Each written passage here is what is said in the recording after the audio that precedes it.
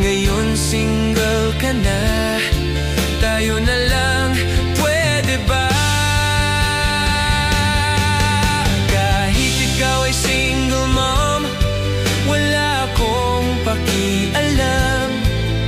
Sumusunod lamang ako sa tinitibok ng puso ko. Kasalanan ko ba na magmahal ng totoo? Sana'y tanggapin mo ang pagmamahal ko sa'yo. Sana'y tanggapin mo ang pagmamahal ko sa'yo.